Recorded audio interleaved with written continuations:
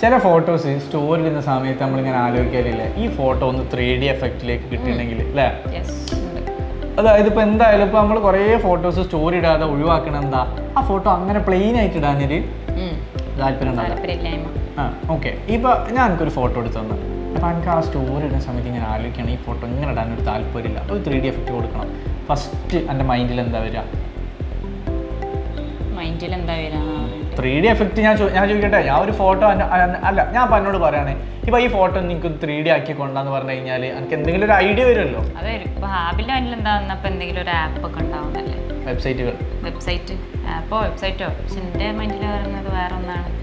എന്ത് സിമ്പിളാണത്, എല്ലാവരും ഫോണിലും ഉണ്ടാവുന്ന ഒരു കാര്യം. എനിക്ക് ക്ലൂ കൊണ്ടാ ഞാൻ പറഞ്ഞുതരാം. ഗൂഗിളിനായിട്ട് റിലേറ്റഡ് ആയിട്ടുള്ളതാണ്. ഞാൻ തന്നെ പറഞ്ഞു, ഗൂഗിളിനായിട്ട് റിലേറ്റഡ് ആയിട്ടുള്ള ഗൂഗിൾ ഫോട്ടോസ്. ഗൂഗിൾ ഫോട്ടോസിൽ ഞാൻ ചോദിച്ച ചോദ്യം കറക്റ്റ് ആയിട്ട് മനസ്സിലായിട്ടില്ലേ? അതായത് നമ്മൾ എടുത്ത ഒരു ഫോട്ടോ, ഓൾറെഡി എടുത്തു കഴിഞ്ഞ ഒരു ഫോട്ടോ എങ്ങനെ 3D രൂപത്തിലേക്ക് മാറ്റാം എന്നാണ് ഞാൻ ചോദിച്ചത്. ഞാനും പറയാൻ വരുന്നത്. ഗൂഗിൾ ഫോട്ടോസിൽ കയറി കഴിഞ്ഞിട്ടുണ്ടെങ്കിൽ നമുക്ക് ഒരു പ്ലസ് കാണാൻ പറ്റും. ആ ഒരു പ്ലസ്സിൽ ക്ലിക്ക് ചെയ്ത് കഴിഞ്ഞിട്ടുണ്ടെങ്കിൽ അതിൽ സിനിമാറ്റിക് ഫോട്ടോസ് എന്ന് പറഞ്ഞിട്ടുള്ള ഒരു ഓപ്ഷൻ ഉണ്ട്. ആ ഓപ്ഷൻ ക്ലിക്ക് ചെയ്താൽ നമുക്ക് വേണ്ടി ഫോട്ടോസ് അതിൽ അപ്ലോഡ് ചെയ്ത് കൊടുക്കുക.